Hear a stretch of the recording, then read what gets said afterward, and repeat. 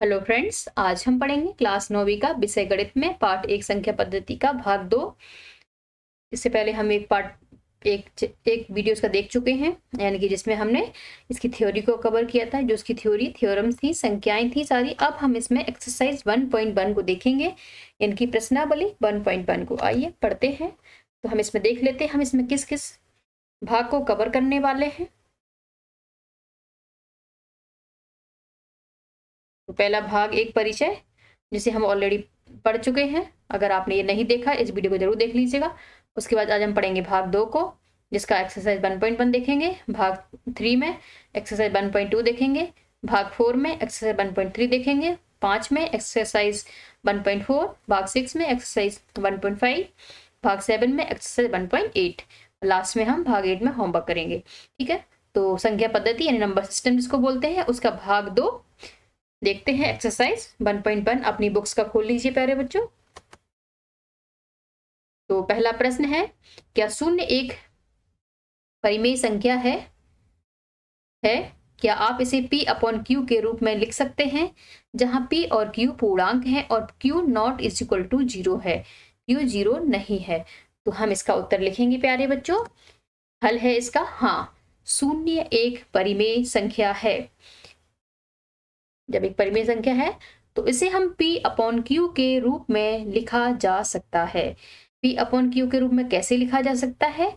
जहां पर Q 0 नहीं है। अगर Q 0 नहीं है तो P को हम ऑफकोर्स 0 मान सकते हैं।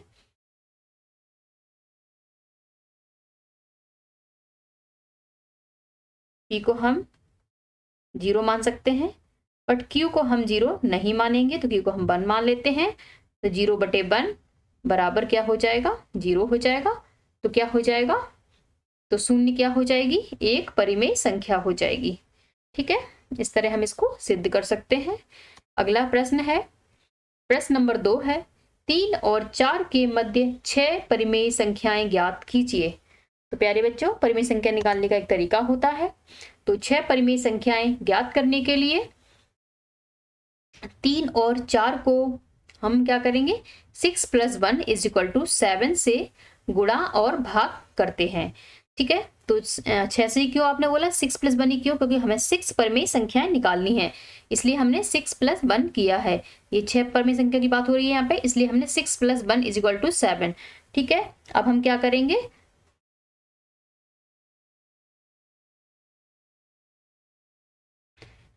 तीन में किससे गुणा करेंगे बच्चों? तो आइए इसको सॉल्व करते हैं।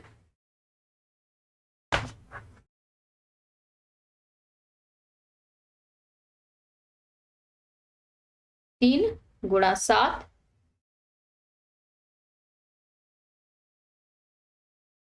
3 × 7,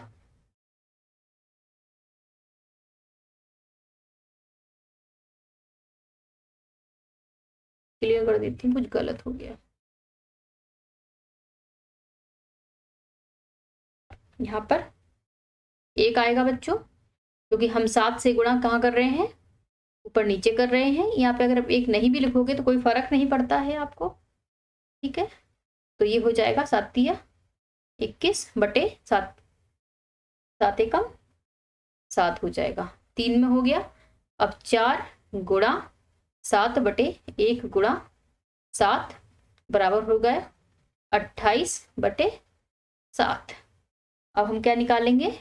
इनके बीच की कितनी 6 परिमेय संख्याएं हमें निकालनी है। तो 22/7 हो जाएगा, 23/7 हो जाएगा, 24/7 हो जाएगा, 25/7 हो जाएगा, और 26/7 हो जाएगा, और 27/7। ये क्या है? इनके बीच की परिमेय संख्याएं हैं। तो यही हमारा उत्तर हो जाएगा। ठीक है, सबसे पहले हमें जितनी परिमेय संख्याएं निकालनी है उसमें क्या करते हैं? +1 कर देते हैं। जो भी आता है, यानी 7 आया, तो हम 7 को किससे 3 में क्या करेंगे? गुणा और भाग करेंगे ऊपर और नीचे। ठीक है, तो 21/7 आ गया। फिर 4 में करेंगे तो 4 × 7 = 28/7 आ गया। उसके बाद हम क्या करेंगे? 21/7 और 28/7 के बीच की जो संख्याएं उन्हें हम निकाल लेंगे। 21 के बाद क्या होगा? 22/7, 23/7, 24/7, 25/7, 26/7 और 27/7। तो यही हमारा उत्तर हो जाएगा। नेक्स्ट क्वेश्चन पे चलेंगे। प्रश्न नंबर 3 है 3/5 और 4/5 के बीच 5 परिमेय संख्याएं ज्ञात कीजिए। सबसे पहले हम क्या करेंगे, हम 5 + 1 कर देंगे, यानी क्योंकि दी गई परिमेय संख्याओं के हर समान है, इसलिए 5 परिमेय संख्याएं ज्ञात करने के लिए 3/5 और 4/5 को 5 + 1 बराबर 6 से गुणा और भाग करते हैं। तो कैसे करेंगे प्यारे बच्चों, 3/5 गुणा 6 गुणा 6 कितना आ गया, 18/30। अब कितना दूसरी संख्या उठाएंगे, 4/5 गुणा 6 गुणा 6 कितना आ गया, 6 चौको कितना होता है 24 यानी 24 होता है, 5 छक्का 30 यानी 30 हो गया। अब हम 18/30 और दूसरी संख्या क्या है 24/30 के बीच कितनी परिमेय संख्या निकाल लेते हैं। तो पहली परिमेय संख्या हो जाएगी 19/30, दूसरी हो जाएगी 20/30। इस तरह से हम निकाल लेंगे 22/30 और 23/30। ठीक है, यही हमारी परिमेय संख्याएं हो गई और यही हमारा उत्तर भी हो गया, जो कि बहुत ही आसान है इसको निकालना। कोई अगर डाउट होता है तो आप कमेंट बॉक्स में कमेंट कर सकते हैं, और वीडियो अच्छा लगता है तो भी अप्रिशिएट करने के लिए भी कमेंट कर सकते हैं, मुझे अच्छा लगेगा आपके पॉजिटिव कमेंट को देखकर। आगे चलते हैं, क्वेश्चन नंबर 4 है नीचे दिए गए कथन सत्य हैं या असत्य, कारण के साथ अपने उत्तर दीजिए। पहला है प्रत्येक प्राकृतिक संख्या एक पूर्ण संख्या होती है। दूसरा है प्रत्येक पूर्णांक एक पूर्ण संख्या होती है। प्रत्येक परिमेय संख्या एक पूर्ण संख्या होती है। तो इसके उत्तर जानेंगे कारण के साथ। तो पहला है क्योंकि सभी प्राकृतिक संख्याएं, यानी प्राकृतिक संख्याएं क्या होती हैं 1 2 3 4 डैश डैश अनंत तक होती है। पूर्ण संख्याओं जिसमें 0 को शामिल कर लेते हैं, तो 0 1 और 2 3 डैश डैश जो भी अनंत तक जाती हैं में समाहित है, अतः कथन सत्य है। तो पहला कथन सत्य हो जाएगा, आप इस तरह से आंसर को लिख लेंगे। दूसरा उत्तर देखेंगे प्रत्येक पूर्णांक एक पूर्ण संख्या होती है। देखते हैं क्या कह रहा है, क्योंकि ऋणात्मक पूर्णांक पूर्ण संख्याओं में समाहित नहीं है, अतः कथन असत्य है।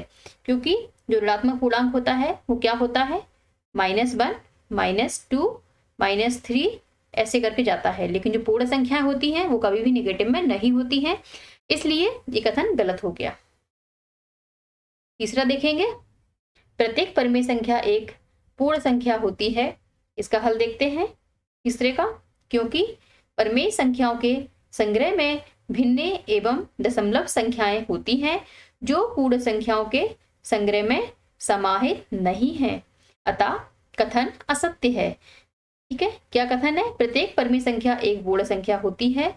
नहीं, प्रत्येक पूर्ण संख्या एक पूर्ण संख्या नहीं होती है, क्योंकि परिमेय संख्याओं में आपकी क्या होती हैं, परिमेय संख्या आपकी 3/4 भी हो सकती है, पाई भी हो सकती है, यानी जिसे हम P/Q के रूप में लिख सकते हैं, वो एक परिमेय संख्या होती है। ठीक है, इसलिए ये कथन भी असत्य हो जाएगा। आई थिंक आपको क्लियर हो गया होगा।